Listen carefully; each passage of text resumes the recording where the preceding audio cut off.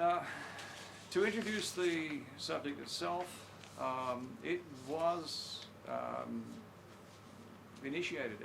It started as a way to introduce students to software development, so they were prepared for the industry placement year. Now, this was a time when students at UTS spent a year in industry, usually their third year. So what UTS found, I gather, was that students were going out into placements, into companies, and not really knowing what was going on.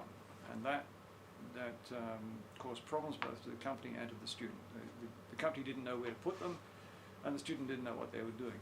So SDP was introduced to give you an experience of software development from beginning to end, so that when you went out to industry, it didn't matter much what you were given to do. You had some idea of where it fit in the scheme of things. Now, the emphasis is definitely on software engineering. It is not on programming. I mean, high school kids know how to program. Hackers know how to program. This is not to do with programming. This is to do with software engineering.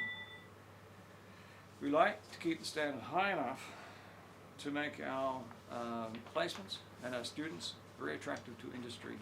And I gather we're succeeding reasonably well at that. Why is the subject the way it is? Well, it is the way it is because in the industry, there's a lot of learning is done on the job. Nobody's got the time to sit down and teach you exactly what to do. Maybe they'll show you a bit, but lies you're expected to figure it out for yourself. So this is the way the subject runs it all. I'm not going to sit and tell you exactly what to do in all circumstances. There are some video lectures that will give you some rough idea of what to do, but beyond that, you're left largely to your own devices. Now, in the early days of software development, programs were fairly simple. They were procedural code, and they were largely doing known things. Life's got a lot more complex now, and it's very difficult to say exactly what to do in all circumstances. So, in many ways, you're left to figure it out for yourselves. A little history, as I said. I don't know when the subject first started. I gather it was somewhere in the 1990s. All I know is that it was running when I got to first tutor some students groups in 2003. Now at that time, it was a renowned horror of the subject because it took a lot of time for the students, and I saw student groups producing 200-page documents that I didn't think were particularly useful, because when you look at them, clearly they didn't know what they were doing, they didn't know what was expected, and there was just a whole lot of stuff there just in case it was needed.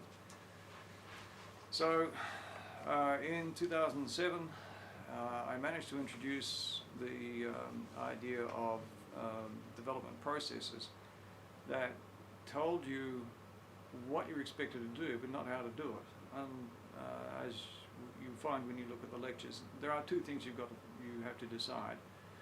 Whatever it is you're doing has got some format for the thing you're producing, and you have to decide what format you're going to do it, because there are different ways of expressing it. So you get to choose how you're going to document it or do it or deliver it.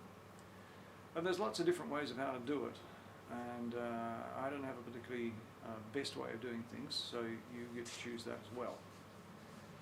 Now those processes did straighten a lot of things up, and the students spent a lot less time running around trying to find out what to do. In 2012, we converted to an agile methodology instead of a plan-based methodology, and that seemed to go pretty well. The students appreciated that, and it worked pretty well.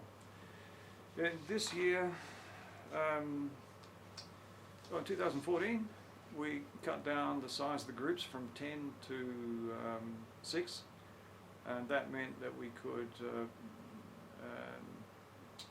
have a lot of groups in the one room instead of having a room each, and that made life a bit easier all round. And this year I'm introducing peer reviews instead of customer reviews, and that should be reasonably good.